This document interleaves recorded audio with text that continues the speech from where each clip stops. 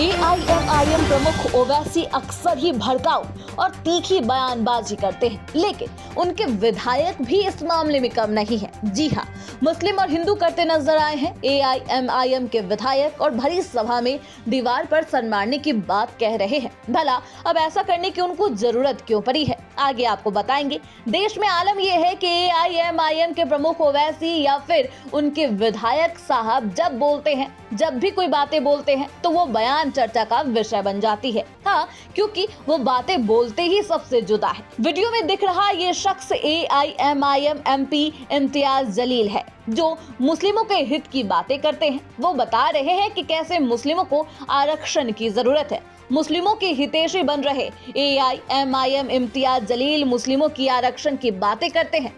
बातें करते करते कुछ अटपटा ही कह जाते हैं। आरक्षण के मुद्दे पर बोलते हुए इम्तियाज जलील ने एक बार तंज कसा है केंद्र सरकार पर। इम्तियाज जलील ने कहा, मुस्लिमों को भी आरक्षण मिलना चाहिए, लेकिन आपसे आरक्षण मांगने का मतलब दीवार पर सिर मारना होगा। मांगना मतलब यह है कि मैं अपना साथ दीवार के ऊपर फोड़ने के बराबर। हमारे साथ एक ऐसा रवैया इख्तियार कर लिया है कि हम आपको सिर्फ सांस लेने दे रहे हैं, यही बहुत बड़ी बात है।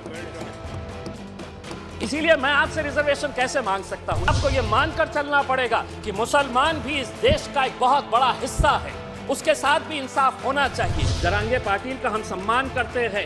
ये एक सामान्य छोटे से गांव का एक आदमी ने पूरे महाराष्ट्र की सरकार की नाक में दम कर दिया कि मेरे समाज के साथ नाइंसाफी हो रही है, उसको इंसाफ मिलना चाहिए।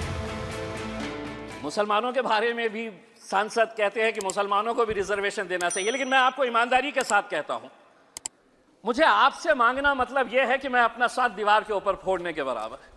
क्योंकि आप लोगों ने तो हमारे साथ एक ऐसा रवैया इख्तियार कर लिया है कि हम आपको सिर्फ सांस लेने दे रहे हैं, यही बहुत बड़ी बात है। तो आपने सुना कि किस तरह एआईएमआईएम के विधायक ये बताना चाहते हैं कि मुस्लिमों की हालत देश में दर्दनाक हो चुकी है। कैसे सांस लेने से पहले भी मुस्लिमों को 10 बार सोचना पड़ रहा है। अगर जो बातें एआईएमआईएम के विधायक बोल रहे हैं वो सही है, तो उस हिसाब से वो भी तो सभा में बोलने से पहले उन्हें 100 बार सोचना चाहिए था, लेकिन उन्होंने ऐसा नहीं किया। फिर ऐसी बयानबाजी क्यों?